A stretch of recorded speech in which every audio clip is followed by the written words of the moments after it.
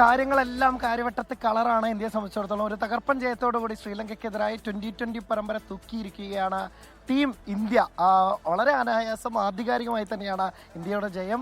ലങ്കയെ ആദ്യം കുറഞ്ഞ സ്കോറിൽ തന്നെ ഇന്ത്യക്ക് എറിഞ്ഞിടാൻ സാധിച്ചു. വെറും 112 റൺസ് മാത്രമാണ് ലങ്കയ്ക്ക് ആദ്യം ബാറ്റ് ചെയ്ത ലങ്കയ്ക്ക് നേടാനായത്. അത് 7 വിക്കറ്റ് നഷ്ടത്തിൽ. മറുപടി ബാറ്റിങ്ങിന് ഇറങ്ങിയ ഇന്ത്യക്ക് ഷഫാലി അത്യുഗ്രൻ തുടക്കമാണ് നൽകിയത്. ആ ഒരു മൊമെന്റം അവസാനം വരെ കൊണ്ടുപോകാനും ഷഫാലിക്ക് സാധിച്ചു. അതോടുകൂടി ഇന്ത്യൻ ജയം എളുപ്പമായി എന്ന് തന്നെ പറയാം. പക്ഷേ സ്മൃതി മന്ദാനയും ഒപ്പം തന്നെ ജമീമ റോഡ്രിക്സിനും വലിയ സ്കോർ കണ്ടെത്താൻ സാധിച്ചില്ലെങ്കിൽ പോലും ഇന്ത്യൻ ക്യാപ്റ്റൻ ഹർമൻപ്രീത് കൗർ ഒരു വശത്ത് ഉറച്ചു നിന്നോടെ ഷഫാലിക്ക് ഒന്നുകൂടി കാര്യങ്ങൾ എളുപ്പമായി. എങ്ങനെയുണ്ടായിരുന്നു മത്സരം?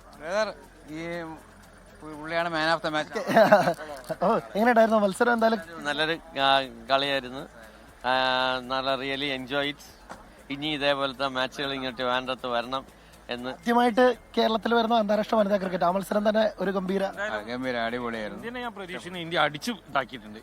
അതുകൊണ്ട് ആദ്യം തന്നെ വേഗം ഭക്ഷണം കഴിച്ച് ഇന്ത്യന്റെ കളി കണ്ടു. സത്യം പറയാം, ഇന്ത്യ ബാറ്റിംഗ് ഇപ്പൊ പെട്ടെന്ന് തീർന്നു പോയി. സത്യം അടിപൊളി ബാറ്റിംഗ്.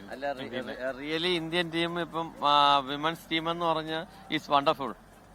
ഈ പറഞ്ഞതുപോലെ ഇന്ത്യയുടെ ഒരു അനായാസ ജയം ഒരു പക്ഷേ ശ്രീലങ്ക ഒരു തരത്തിലും വെല്ലുവിളിയായില്ല എന്ന് തന്നെ പറയേണ്ടിയിരിക്കുന്നു. ബാറ്റിങ്ങിലേക്ക് വന്നപ്പോൾ അവരുടെ ക്യാപ്റ്റൻ ചമരി എട്ടപ്പെട്ടു അടക്കമുള്ളവരൊക്കെ തന്നെ നിരാശപ്പെടുത്തുന്ന കാഴ്ചയാണ് കണ്ടത്.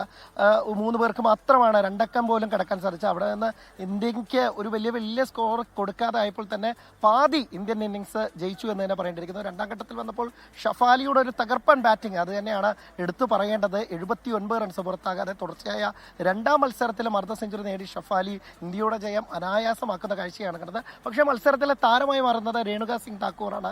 ആദ്യ ഓവറിൽ 12 റൺസ് വിട്ടുകൊടുത്ത് പക്ഷേ പിന്നീട് ഒരു ഗംഭീര കംബാക്ക് നടത്തി വെറും 21 റൺസ് മാത്രം വിട്ടുകൊടുത്ത് 4 വിക്കറ്റ് എടുത്ത രേണുക സിംഗ് താക്കൂറാണ് കളിയിലെ താരം. ഒപ്പം തന്നെ 3 വിക്കറ്റുമായി ദീപ്തി ശർമ്മയും ഒരിക്കൽ കൂടി എന്തുകൊണ്ടാണ് ലോകത്തെ ഏറ്റവും മികച്ച ഓൾറൗണ്ടർ എന്നുള്ള ഒരു ഉത്തരം നൽകുന്ന കാഴ്ച കൂടി കണ്ടു. അങ്ങനെ 5 മത്സര പരമ്പരയിൽ ഇന്ത്യ 3-0 മുന്നിലാണ്. 2 മത്സരങ്ങൾ കൂടിയുണ്ട്, അതും നമ്മുടെ കാര്യവട്ടത്ത് തന്നെയാണ്. ആ മത്സരങ്ങൾ കൂടി ഇന്ത്യയെ സംബന്ധിച്ചിടത്തോളം വരാനിരിക്കുന്ന 2020 ലോകകപ്പിനുള്ള നല്ലൊരു ഒരുക്കമായി ഇരിക്കുമെന്ന് തന്നെ തർക്കമില്ല. 2 മത്സരങ്ങളിൽ വലിയ പരീക്ഷണങ്ങൾ യുവതാരങ്ങൾക്കൊക്കെ തന്നെ അവസരം കൊടുത്ത് ഇന്ത്യ വലിയ രീതിയിലുള്ള പ്രകടനം കാഴ്ചവെക്കും നമുക്ക് കരുതാം. എന്തായാലും കാര്യവട്ടത്തെ ഒരു ഗംഭീര മത്സരം ഇന്ത്യക്ക് ഒരു ഗംഭീര വിജയം തന്നെയാണ് കാര്യവട്ടത്തുണ്ടായിരിക്കുന്നത്. പ്രവിധ, അതാണ് അനിൽ വാസ്തവ് സൂചിപ്പിച്ചതുപോലെ തന്നെ നമ്മുടെ ചുണക്കുട്ടികൾ അങ്ങനെ ആ പരമ്പര തൂത്തുവാരിയിരിക്കുകയാണ്. ഷഫാലിയുടേത് ഉൾപ്പെടെയുള്ള വിസ്മയകരമായ പ്രകടനമാണ് ഈ കളിയിൽ കാണാൻ സാധിച്ചത്. ശ്രീലങ്കയ്ക്കെതിരായ 2020 പരമ്പര ഇന്ത്യ സ്വന്തമാക്കിയിരിക്കുന്നു എന്നുള്ള വിവരമാണ് അനിൽ വാസ്തവ് പങ്കുവച്ചത്.